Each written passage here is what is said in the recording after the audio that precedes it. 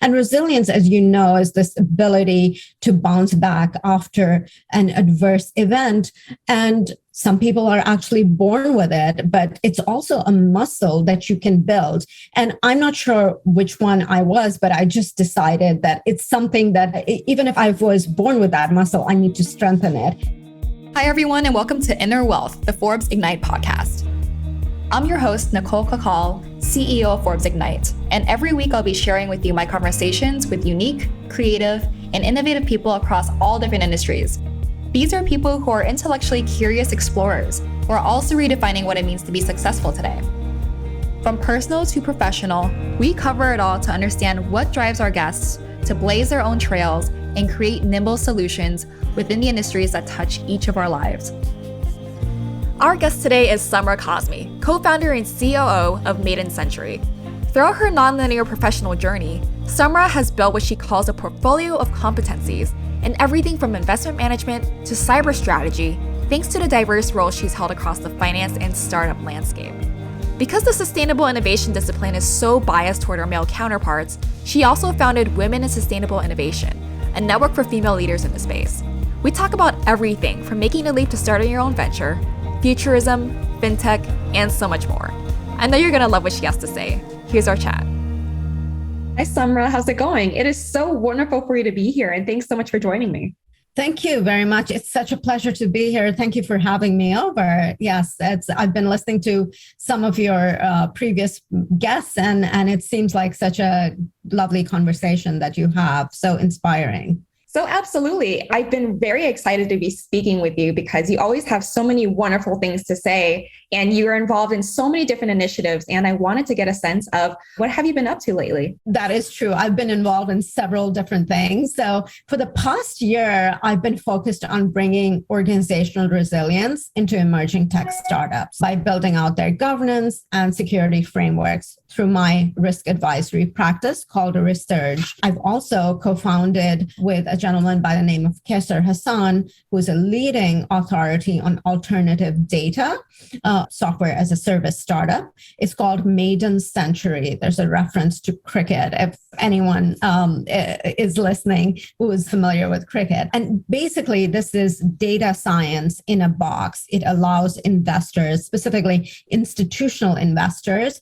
to derive insights from alternative data, which is data from your cell phone, from satellites, from parking lots, et cetera. And basically, we are now defining the standards on the use of alternative data. So it's a very forward-looking company in an area which is kind of exploding. Alternative data is exploding. As you can see, there are so many data sources, apps, et cetera, that are out there. And the way consumers are using, they're generating so much data. So we're basically the first in this area, and we're defining the standards on how to use it in a very efficient way.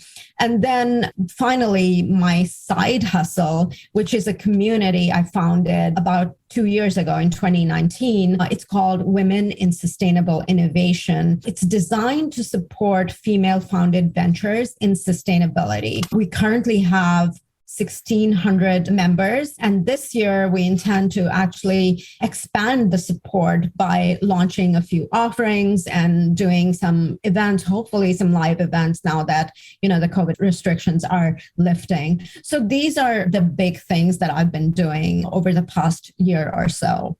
No, that's incredible. And it sounds like all of these initiatives are actually all converging because you have a passion for sustainability and you're actually inviting other people to take part in that with you, which is incredible.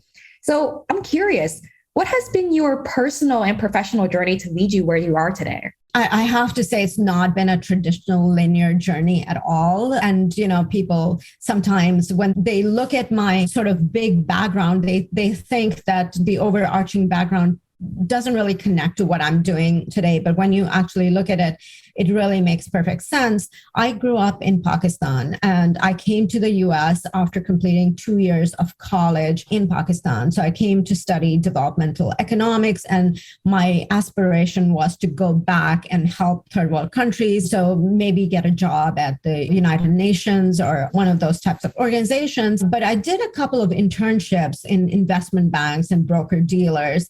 And very quickly, I decided that I'd rather focus on capital markets. It seemed so much more sexier at that time. And I was young and impressionable, I guess. So after my MBA, I returned to Pakistan, where I was one of the first and the youngest female traders on the Karachi Stock Exchange, which is now called the Pakistan Stock Exchange. And so I did that for a while. And then I came to the US just on vacation and decided to stay back and take up a job at a boutique investment house as a trader.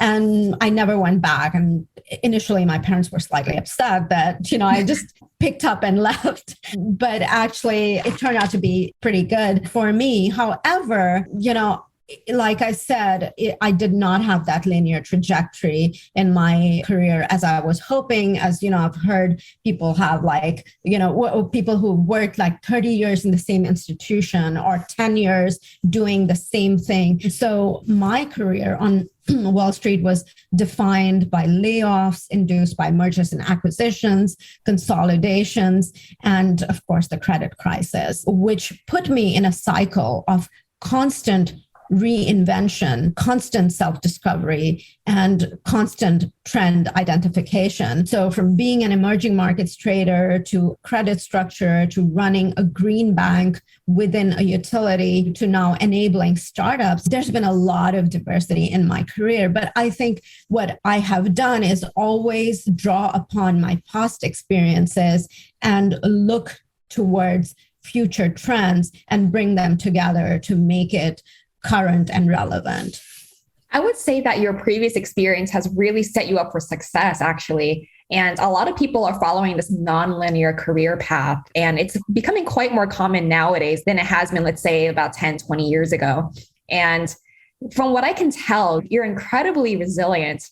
And that really shows in the work that you do and how you approach challenges as well. So tell me, how have you been inspired, or what attracted you to the work that you're doing? So there are a few things that I'd say. One is, initially I wanted to have stability. I wanted to have stability in my career, but very quickly I learned that that is not something that is possible. So the next thing I decided was I do have to become resilient. And what I did really is do a few different things. So one of the things that kept me grounded is my desire for lifelong learning. So I'm constantly trying to learn new perspectives, new ways of doing things, new applications of traditional solutions, new subjects that I'm constantly looking at academia and seeing what new subjects are they offering and how that can help me and my industry in moving forward. And all of that really has helped me identify trends, and it has allowed me to not be disrupted by all these big disruptions that are going on right now. Especially, you see emerging technology that is disrupting organizations and us as a collective society. So just having these perspectives, which again, they draw upon the past, but also look to the future, they allow you to actually develop this resilient muscle within you. And I am kind of a nerd. So I would say for me, the lifelong learning aspect was really, really important in building resilience. I'm sure there are different ways. And of course, it helps with your mindset, and gives you a lot of discipline. So completely coming untethered, having these grounding elements can make you resilient. So I think that's how I've remained grounded. Yeah, absolutely. And I think we have that in common, definitely, that we're both nerds. I'm a self-proclaimed nerd. And from what I've heard, you take a lot of different courses. You always try to get your hands on different things that help you further along in your career and in your trajectory. And so How have you applied that to the mentorship among young women entering the workforce?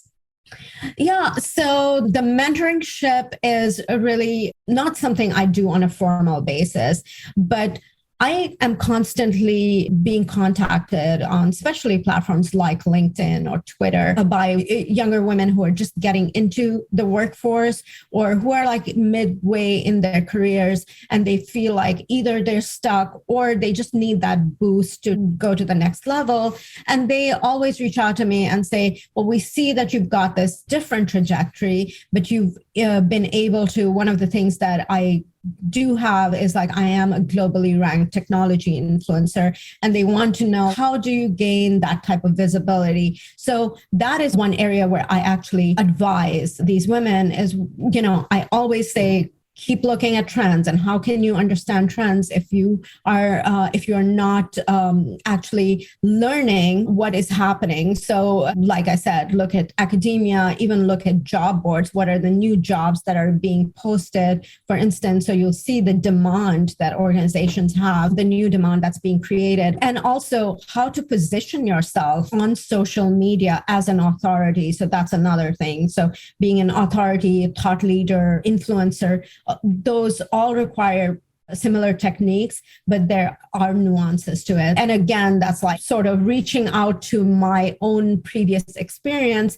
And most of it is just I muddled my way through it and then finally figured out a pattern. And now I'm able to succinctly describe that pattern to these people I'm mentoring. So it sounds like you're taking these signals and you're teaching younger women to actually identify these signals so that they can identify their own personal competencies and combine that with their passion and pursue that.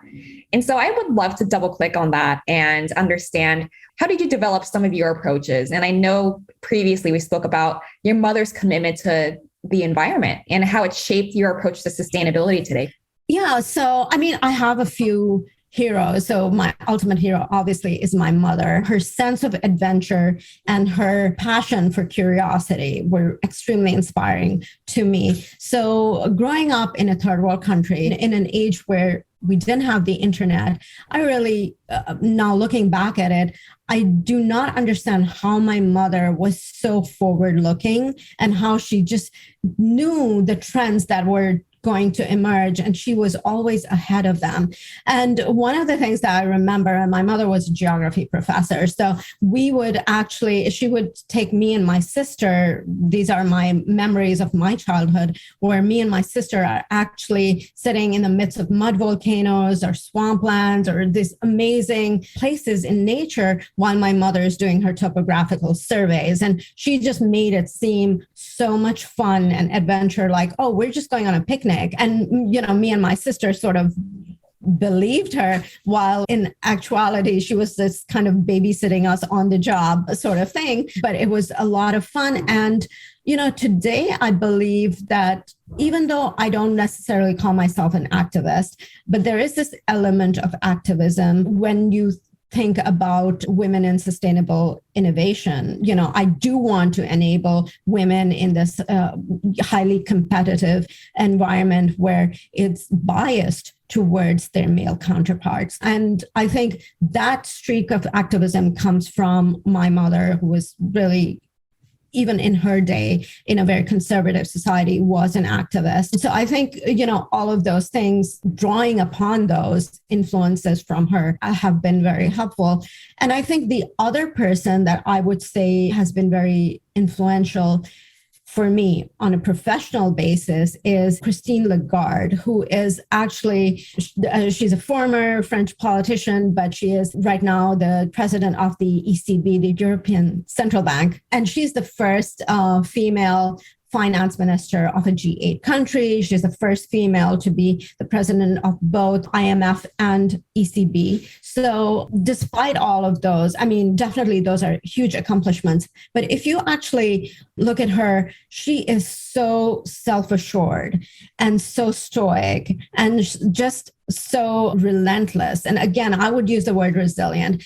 And the other thing about her, when you talk about politicians and people in such high levels of authority, one thing I admire about her is she's like scandal free. So I really love that aspect of her being so committed, but also in such a stoic and self-assured way. So those are two of my, I'd say, heroes. So that's amazing. And I would say for people that know you, you would actually inspire them the same way that your mother did. When you're discovering trends and you're advising on risk and emerging technologies, you make it seem like so much fun and adventurous. And so I would say a lot of people look up to you for that as well. And so tell us, what really attracted you to that risk advisory work and how did everything lead up to that? Yeah. So as I mentioned earlier, I had this career on Wall Street, which is, financial services is a highly regulated industry. And pursuant to the credit crisis, it also became very risk focused. And just because of that, I was thrown into this risk management space. From being a risk taker, I now became a risk manager, literally at the middle of the crisis. And at that point, what I realized is risk is taking on a life of its own. It's gaining a lot of importance, and it's going to be now used in strategic decision-making at all levels of the organization. And I thought it was a very good idea to see what the applications of it would be beyond traditional financial services. So the incumbent banks obviously have very strict compliance and regulations to comply with, but also these startups who need to work directly with these incumbent banks have to have various types of frameworks in place to manage these risks. So I just decided that instead of being your usual startup advisor who normally advises you on product or connects you with investors, I wanted to offer something more practical. And I would come across a lot of very charismatic founders who had the most amazing products out there. And yet they were having a very hard time selling into large organizations like hedge funds and banks. And the thing that they were lacking were these risk frameworks or security frameworks. So what I did was I said, listen, this is where I can enable you. And it's now turned into something where I would say I am taking inspired action when I'm doing this. I'm also making an impact because this technology or the product or the solution that they are now implementing in larger organizations or smaller organizations or just in society is really impacting a lot of people and creating a lot of positive change. So I feel like I'm also creating impact from a place of inspired action.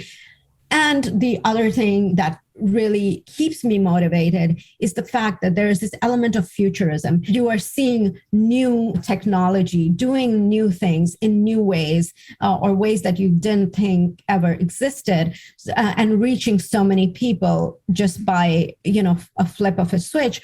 I feel like that is also something very motivating, and that's inspired me a lot too. So I'm going to shift gears here for just a second. And can you explain what exactly is futurism? So first, I'd like to explain what it is not, because people have this misconception that futurism is all about predicting the future. And in fact, that's clearly what it's not. In fact, in like futurist circles, that is the sign of an amateur. If like you're saying, I'm a futurist and I predict the future, yes, you're an amateur. What it is, in fact, is a structured process, is a highly structured process of designing hypothetical scenarios to anticipate events in an unexpected future. So today, its importance is underscored by, economic instability, geopolitical uncertainty, and the rapid changes and advancement in technology. Really a discipline that is being taught in some of the leading universities across the globe. And many large organizations and governments have futurists on staff, including the Department of Defense, that help them with strategy, with product development. It's important to know that futurism is really both an art and a science. There's a lot about scenario generation and thinking outside the box and coming up with a lot of different ideas and then coming up with a consensus. So one of my favorite futurists is Amy Webb of the Future Today Institute, and her work, which touches almost every industry and every aspect of our lives, is so exciting and so insightful. For me, I like to lean into futurism because it helps me identify emerging trends and emerging risks and then build scenarios from that. That sounds really exciting. And it sounds like it could be a lot of fun as well. It is, yes. And actually, a lot of these futurists do all kinds of work. Obviously, they consult with corporations and governments, but they also consult with movie producers in Hollywood when, they're actually developing movies, futuristic movies. So that is another area that they actually almost own because they can generate these scenarios. That is such an exciting medium to be storytelling specifically for futurism in movies, in shows, in just the general media. It's just a different way for the public to consume information in such a way where they can apply it to themselves. So that's exciting. That's really exciting, yes. So for those potential fintech entrepreneurs that are listening, what would you say to them are the biggest opportunities that you've seen in the space? Yeah, there's so much going on in fintech at this point that it's difficult to pick one area to focus on in such a short time as this podcast. However, the biggest evolution that we are seeing right now is putting the customer at the center of the value proposition. So while in the past, it was all about removing friction, reducing costs, and creating process efficiencies, now it's really all about the customer. I couldn't agree with you more. And the fintech is such a broad industry, and it's still nascent in some senses, and it's been around for a long time in other senses. And so where do you think the opportunities are in the fintech world? I mean, there are so many verticals right now that are kind of emerging, and there are those that are matured. So like the payment space, for instance, has matured. So you've got Square and Venmo and Zelle and things like that. But then you have something called CBDCs, the central bank digital currencies. Now, Bahamas was the first ever country to actually issue one. And obviously, because it's a smaller and less complex economy, it was much easier for their central bank to issue this digital currency. But it is something that, the larger, more complex economies can use as a template and try to issue something similar that could actually help be in circulation in the wider economy. So that's one area. Then, of course, you see in wealth management, there's robo-advisory, and that is bringing wealth management to the masses and creating awareness among the younger generation who in general don't get into wealth management or trading and all these things so much later in life because they need substantial sums of money to play with. But for better, for worse, investing and wealth management has now been gamified through fintech. So, and of course, there's this whole other beast that I would call cryptos. And I really think that at this point, it's futile talking about that here because there's so much complexity and so much going on there. But that is an area that is growing so fast, and cryptocurrencies are obviously going mainstream. Regulators are actually writing regulations around them. So you've seen working groups emerge throughout the world. So I think that's another area that's really emerging. No, absolutely. I'm so glad that you mentioned wealth management and all the new products that are out there and within that ecosystem, because in a former life, I worked in private wealth management. And it's fascinating to see how much younger investors are getting more and more involved. And so Are you seeing the same thing? Yes, absolutely. I think that with the emergence of challenger banks and neobanks like Revolut and even things like E-Trade, just the access to trading it's now so much cheaper. Like you, in a former life, I was in wealth management as well. The commissions, the annual fees would make it cost prohibitive for someone who is, say, in college, or someone who is just starting out their professional life to actually allocate resources to wealth management or to trading, even day trading. So I think that is a huge difference that I've seen over the years. And actually, it almost seems like somebody flipped a switch. It happened very quickly over the past, I would say, 3 or 4 years that it's really taken off. So what are some projects that you'd like to talk about that you feel like had the most impact in terms of the type of work that you're doing? So with the advisory work, I've actually enabled recently a wealth tech startup, which actually gives out loans to college students. And for 3 years, they'd been sort of spinning their wheels, and they're finally able to actually have certain wealth management companies pick up their product because they have the proper governance frameworks in place. So that, I think, is very impactful, because it's going to actually help a lot of students get loans at much more competitive rates than to what is being offered right now. And, obviously competitive terms. And we definitely need more competition in that area. So I think this is a very good place where I feel like I have made an impact, and it's going to be very helpful for many of the students out there. So what advice would you give someone who's feeling a little bit stuck right now and is thinking about venturing off on their own, or possibly forming a team to pursue what they've always been passionate about? This is such a great idea, where going out on your own and claiming your own destiny is such a great idea. However, I want to caution people to not do it until they are prepared. And by preparation, I don't mean you need to have a ton of money or you need to have sponsors or things like that. But it's really important to take an inventory of what your own capabilities are, where your skills can be transferred, how quickly can you get value from what you have to offer. So it's all of those things. What industry are you in? How crowded is it?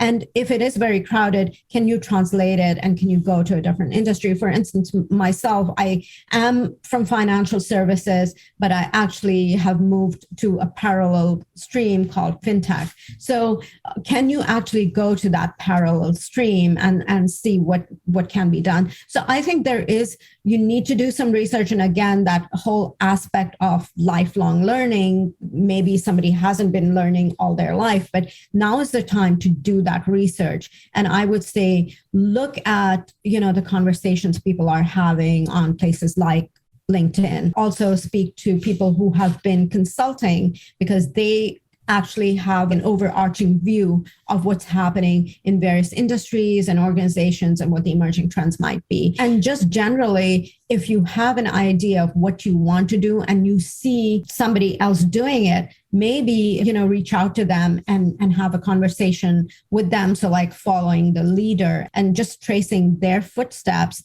as to how they got to where they are and how you can replicate that. Absolutely. And like you said, the preparedness doesn't only refer to the financial preparedness, but it's mainly the mental preparedness. Being a startup founder is hard. It's not a walk in the park, but as long as you're passionate about it, it's something that you can get through the highest of the highs and the lowest of the lows. And I'm sure that you'd agree with me with that. Yeah. And, I'm not going to say that you're able to always brush off a challenge and say, I'm resilient and I'm not going to let this impact me, because we're all human. So it will impact us. However, you can always look at it and say, what did I learn from that experience?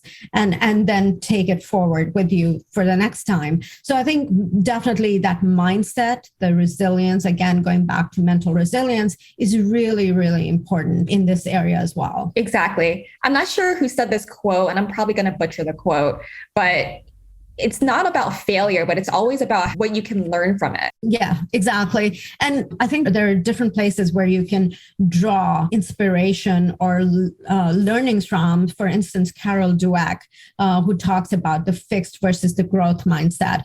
I think just reading some of her recommendations as to, how a growth mindset person can better navigate challenges, whether they're in the startup world or the corporate organization or just in general in life. That is one thing that people can think about. And definitely having that commitment. If you don't have a strong commitment and intentionality, you are more likely to walk away from your venture than if you had that commitment. You had a strong commitment and you said, I'm really focused on this no matter what. So I think that's kind of very important. And again, I'll go back to the original thing. If you embed risk management in everything, even in your personal philosophy, and that's how you make decisions, you don't necessarily have to be conservative, but you can be fairly strong and resilient because of that.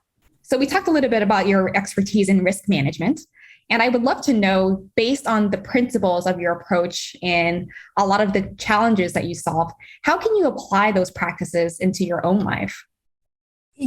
Change, disruption, innovation can cause a tremendous amount of ambiguity and discomfort in our personal and professional lives. And that needs to be managed strategically.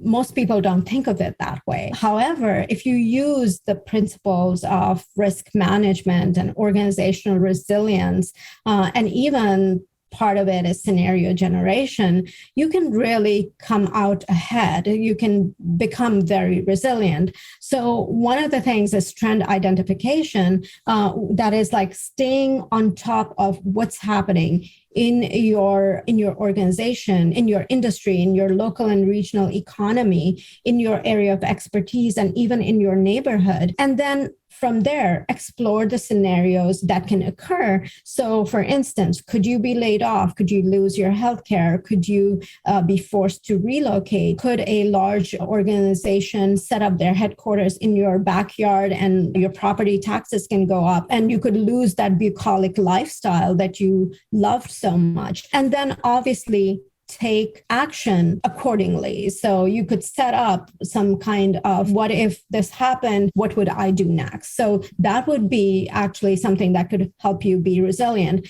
And then the other strategy is really continuous upskilling, which is also part of lifelong learning. And that really helps us develop as individuals and as professionals.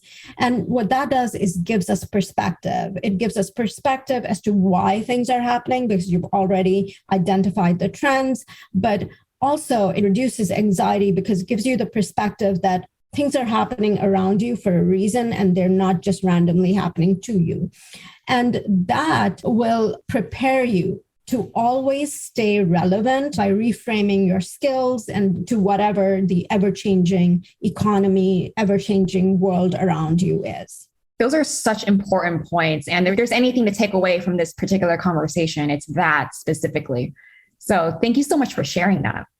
Yeah, absolutely. So for all the lifelong learners out there, what would you say to them in terms of how to continue to pursue this lifelong learning journey and to always be curious? I think someone who's a lifelong learner generally is curious. And I think that sometimes the biggest hurdle or challenge is when to stop going down those rabbit holes. And the thing is, if I come across a topic that I've never heard of before, or I want to know more about, I will just like beat it to death. And I will go down every rabbit hole, watch every YouTube video, do whatever is required. And sometimes that can be futile. That cannot be helpful after a while. So again, managing time is one thing that's really important with people like us because of just our, desire, our never-ending desire to learn and know more. So I think that is, if that can be managed, I think you can build a portfolio of competencies and knowledge that really is almost like, I'd say, cross-influencing each other. I love that. Building your own portfolio of competencies. I love that. I might steal that from you. Okay, it just came up, so that's great. And so I always ask every single one of my guests on this podcast the same question, and I would love to know your answer. How would you define success generally? For me, success really is a question that I ask myself all the time. Am I taking inspired action, and am I making an impact? If the answer is no to at least one of them, I have to reevaluate, and I have to see how I can change that and how I can turn the situation around for it to be successful for me. Because if I am not inspired, I am not going to take the action to impact others. And by others, I mean, it can be individuals or it can be organizations. I love that. Well, Samrah, it has been such a pleasure speaking with you, and I learned a lot on this call. So thank you so much for joining, and I hope we get to do this again sometime soon. I hope so too. Thank you so much. It was such a pleasure. That's it for this week's episode of Inner Wealth. I hope you enjoyed our conversation and that you'll join us next week as we continue to explore all the ways success is being redefined in our ever-changing world. Be sure to subscribe, rate, and review our podcast on your favorite podcast app, and follow us on Instagram at Forbes Ignite for more thought-provoking content and opportunities to engage with us. I'm your host, Nicole Cacal. Thanks for joining us.